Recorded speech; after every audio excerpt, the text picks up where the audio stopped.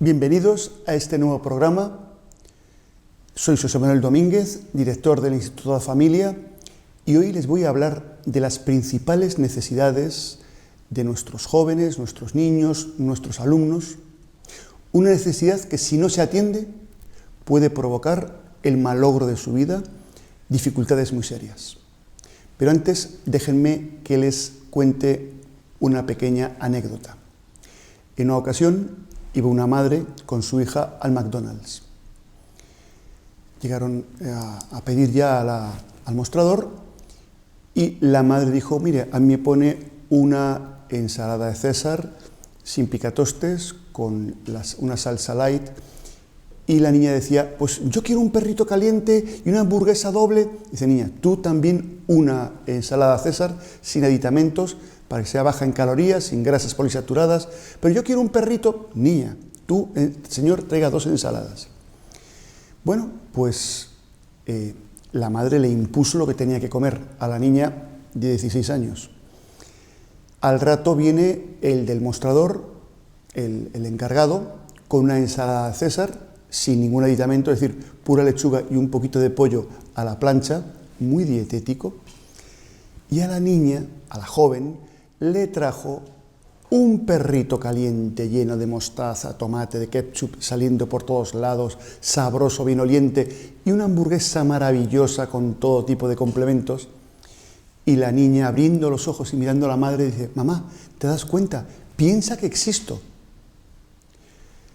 Esta anécdota, que tiene de cómico y de trágico en proporciones iguales, muestra que la gran necesidad, o una de las grandes necesidades de todo joven, de todo niño en su familia y también en la escuela, es ser querido, ser considerado, ser tomado en cuenta, ser escuchado.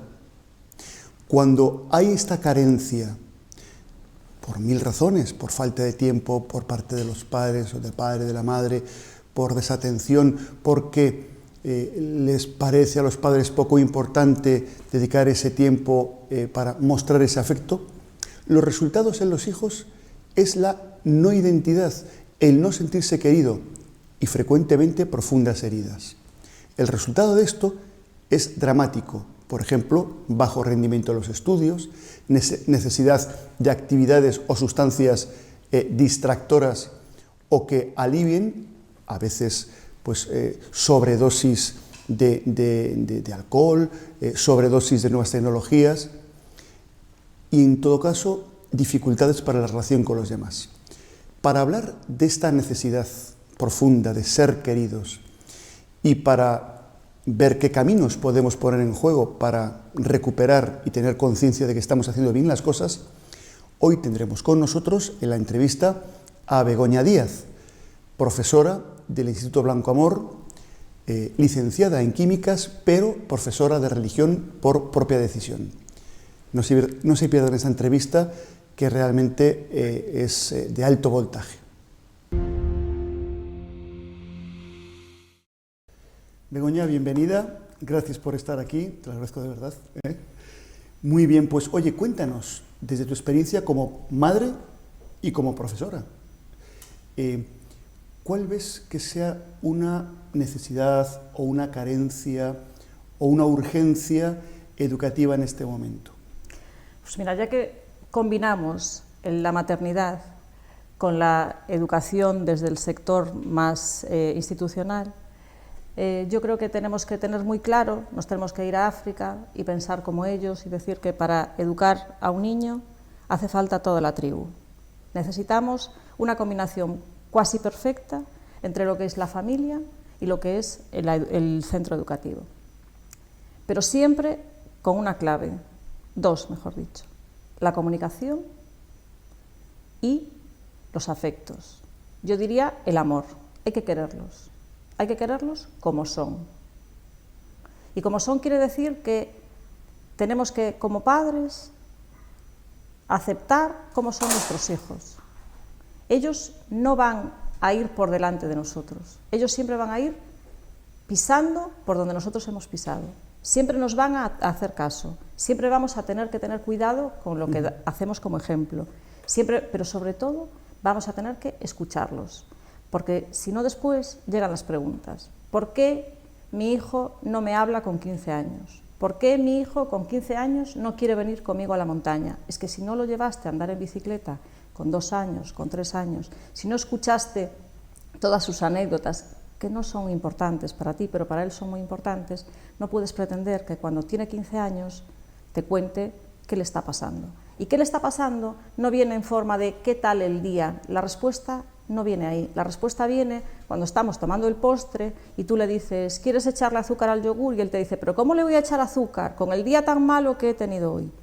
Primero han venido muchas cosas que no parecían importantes, pero después llega la comunicación de verdad, llega la emisión de esos problemas que ellos llevan dentro, y solamente los vamos a poder entender si detrás está el amor del padre, el afecto del profesor y los afectos de ellos, que son muy importantes. ¿Cómo se puede concretar? Ahora nos están escuchando padres, profesores, vamos a ir por partes, pero ¿cómo les podemos dar ese afecto, por tanto, ese mostrarles que son importantes, que son dignos de ser amados, que son dignos, ¿no? Que son valiosos? ¿Cómo podemos hacer eso en casa y después tú también como profesora, cómo lo haces?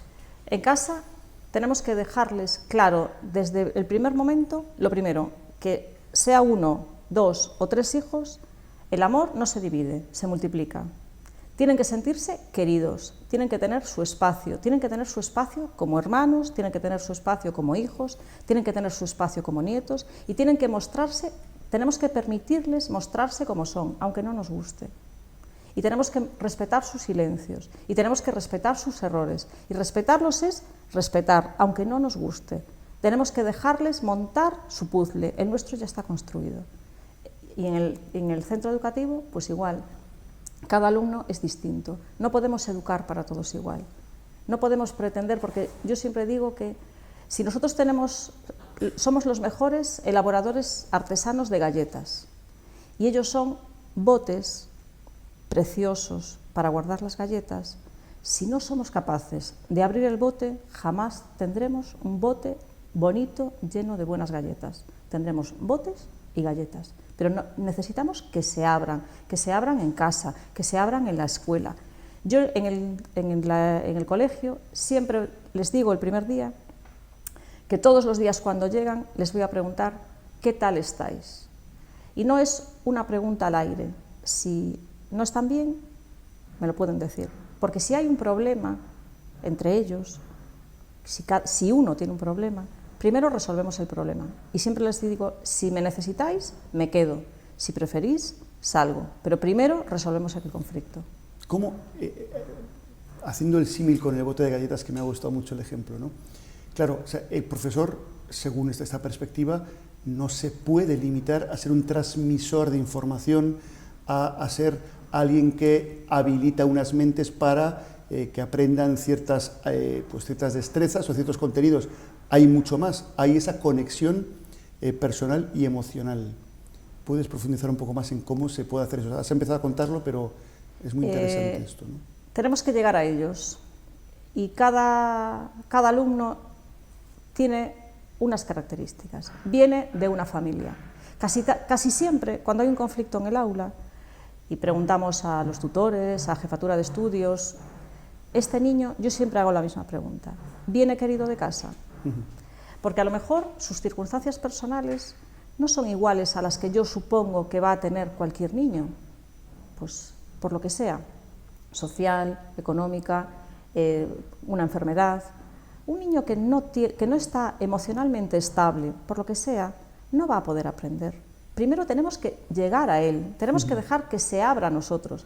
Por eso para mí sería muy importante, y también se lo digo a ellos, que más que un tutor existiese dentro del centro educativo un adulto de referencia para ellos. Alguien a quien con toda confianza se puedan acercar a mostrarles sus inquietudes. No tienen por qué ser problemas, porque para ellos un problema, yo no recuerdo ningún problema de mis 14 años, pero los he tenido. ¿Han sido graves? En aquel momento sí. Como padre, como madre y como profesora, también tengo que tener claro que esos problemas que yo digo, eso no es nada, sí es algo. Ellos no tienen problemas con las hipotecas, Ellos no tienen problemas con el tubo de escape del coche. Sus problemas se materializan de otra manera.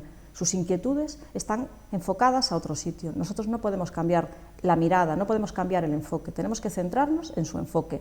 Como quien dice, ponernos a su altura para llegar a su corazón, y a partir de ahí tenemos el bote abierto, nosotros llevamos las galletas y no todos son contenidos. Ahora ya se empieza a hablar de competencias, ahora se habla de perfil de salida. Bueno, pues un alumno competente es aquel que con las herramientas que trae, con los mimbres que trae, elabora el cesto. Nosotros no somos capaces de elaborar cestos con mimbres ajenos, porque cada niño tiene sus capacidades, cada niña tiene sus inquietudes, entonces con eso es con lo que tenemos que elaborar su educación. Y tenemos que dejarles claro, además, que aunque ellos no lo sepan, nosotros los que ya tenemos una edad, sí, la educación es el único ascensor social del que disponemos.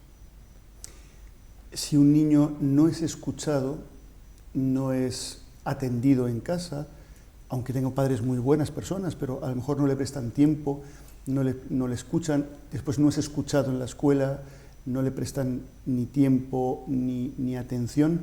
¿Cuáles son los efectos que tú has encontrado en jóvenes y niños? ¿En qué se traduce eso? El principal es la absoluta desmotivación. Alumnado e hijos que se van a ver arrastrados por el sistema. El sistema en España nos introduce en la enseñanza obligatoria a los 6 años y a los 16 nos deja marchar. Y mientras tanto estamos retenidos. El alumnado, los hijos que no son capaces de estar motivados, se suben a esa escalera y van porque la escalera se mueve. Ellos no van a hacer nada. Porque si no somos capaces, pues ese instinto que tenemos, ¿no?, con el símil de la escalera, cuando vamos por una pasarela que se mueve, nuestro instinto es movernos. Bueno, pues ellos tienen que tener esa sensación de movimiento. Y en esa sensación de movimiento, ahora estoy pensando pues, en los alumnos con diferentes capacidades, ¿no? Un alumno con altas capacidades, pues puedes echar una carrera y moverte por el carril de la izquierda, pero la plataforma se va a mover para todos igual, entonces no sufras en ese movimiento, no sufras. Vamos a plantearte retos, vamos a hacer que todo fluya para ti, pero la pasarela es la misma. Entramos con 6, salimos con 16. Y si no hay motivación, no hay educación. Y si no hay educación, no hay sociedad. Y sobre todo, si no hay comunicación, no hay ni familia, ni escuela, ni sociedad. Eso es muy interesante porque entonces la motivación no depende, como se supone a veces, de los muchos colores, del multimedia, de los medios tecnológicos, sino que es una motivación interior, que procede de haber sido queridos, ¿no? Por mucho que se hagan otras pedagogías, si no conectas con ellos, todo lo demás se cae, ¿no? Yo creo que la conexión es fundamental. La pedagogía, evidentemente, siempre ha funcionado. La pedagogía de cuando de mis 6 y de los 6 años actuales no tienen nada que ver, y más o menos todos tendríamos un perfil de salida similar, cada uno con su metodología. Pero claro, ¿de qué sirve enseñar a un alumno o a una alumna a sumar con una tabla, con un ábaco, si él no es capaz de entender el concepto de suma? Porque no hemos sido capaces de llevárselo a un contexto que a él le interese. Es que yo, profe, solo quiero ser, pues no sé, camarero. Pues lo vas a necesitar. Vamos a intentar que encuentre la necesidad de aprender, porque la clave de todo esto es que ellos tengan la necesidad de aprender. Y en el momento que sus afectos están bien tratados y necesitan aprender, los elementos, los padres, los profesores, casi somos innecesarios. Y además ahora, que casi nos pueden suplir con las nuevas tecnologías, hay verdaderos profesionales del YouTube que les enseñan las cosas más complicadas, que un profesor no es capaz de llegar a ellos, y sin embargo cuando lo ven en esas aplicaciones móviles sí que son capaces de entenderlo, porque lo paran, porque ven los errores que cometen. Tenemos que aprovechar ese tirón y vernos, ser capaces de proyectarnos y decir, yo no soy tan imprescindible en la enseñanza reglada, soy imprescindible en la enseñanza emocional. Begoña, vamos a hacer un momento de interrupción en esta entrevista, porque quiero que vean, al hilo de todo esto, este pequeño vídeo en el cual se habla justamente de la necesidad de cariño y aceptación a los hijos. A la vuelta vamos a pasar a otro aspecto distinto. A mí hay algo que me encanta hacer con mis hijos, que es decirles, confío en ti. Esto me parece un regalo. Mamá, es que estoy súper nervioso con el examen, es que de verdad no sé cómo me va a salir. Ah, si siempre te quejas, hombre, y luego sacas muy buenas notas. Pues no, yo no sé si va a sacar una buena nota o no. Carlos, no sé cómo te va a salir el examen, cariño, pero has trabajado mucho y mamá confía en ti. Mi hijo llega al colegio con la mochila llena, con el mensaje de decir, soy capaz, porque mis papás me han dicho que confían en mí. Tenemos que reconocer más, tenemos que poner el foco en lo positivo, en los talentos de nuestros hijos, en las cosas que se les dan bien. Ahí es donde está el secreto. Porque lo que necesitamos son niños que en el futuro se dediquen a algo que les gusta de verdad, que les apasione. Y para eso tenemos que poner el foco en lo que son buenos, no en lo que son malos. Si mi hijo no es bueno en las matemáticas, yo sé que no va a hacer una ingeniería. ¿Para qué atiborrarle de clases extraescolares de matemáticas? No, pon el foco en lo que es bueno, porque ahí es donde está su talento, y el talento o lo alimentas o se muere. Tenemos que aceptar a nuestros hijos como son. Esto es lo más difícil de todo. Cuando tú te imaginas ahí con el predictor, ¿no? Te imaginas ese niño perfecto, ¿no? Con esas cualidades que te gustan de ti, con esas otras cualidades que tú no tienes pero que te hubiese gustado tener, ¿verdad? Y te haces ahí tu niño a medida. Y luego la realidad muchas veces no tiene nada que ver.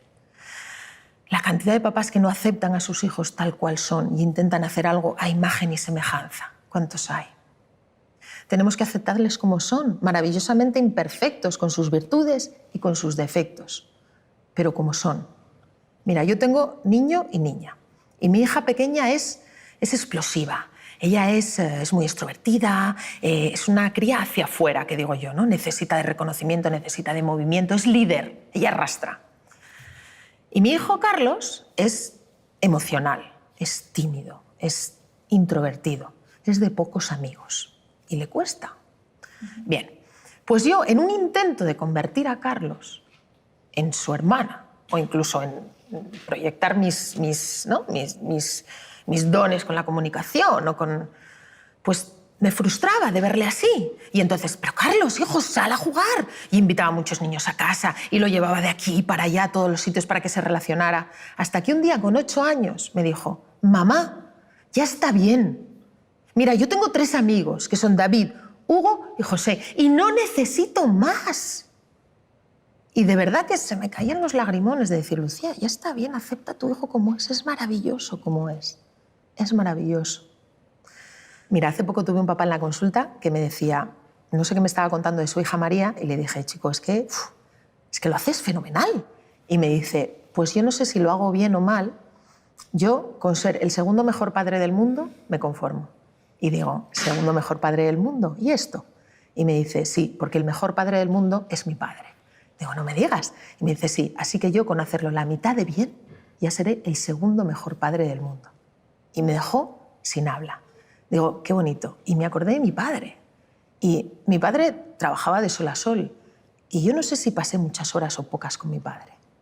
Pero los recuerdos que tengo con él son tan valiosos y tan bonitos que sé que ha merecido la pena. Ha estado siempre a mi lado. Está a mi lado. Yo a los padres lo que les digo es, los niños no coleccionan horas del reloj. Los niños coleccionan momentos. Y lo que se trata es de llenar sus mochilitas de esos momentos maravillosos e inolvidables a los que puedan recurrir cuando sean mayores, que abran esa mochila y que se encuentren con toda con la infancia feliz que merecen todos los niños, ¿no? Ese cuento de buenas noches. ¿Quién no lo recuerda? Pues a mí me lo contaba mi padre, el cuento de buenas noches. Los desayunos. Si tienes la oportunidad de desayunar con tus hijos, aunque te tengas que levantar antes, no la pierdas. Es el mejor regalo que les puedes dar a tus hijos, ¿no? Mis hijos podrán decir, jo, mi madre llevaba una vida de locos y siempre estaba de aquí para allá, pero Pero yo desde el principio quise desayunar todas las mañanas con mis hijos y quise llevarles al cole con mis hijos. Y me ha costado cambiar de trabajo varias veces para conseguir esto, que parece sencillo, pero para mí no lo era. Pero era muy importante empezar el día así juntos. Esos ratitos que tenemos, vamos a aprovecharlos, vamos a llenar su mochilita de momentos inolvidables, que luego cuando eres adulto, bien que nos guste, nos reconforta abrirla y verlo, ¿no?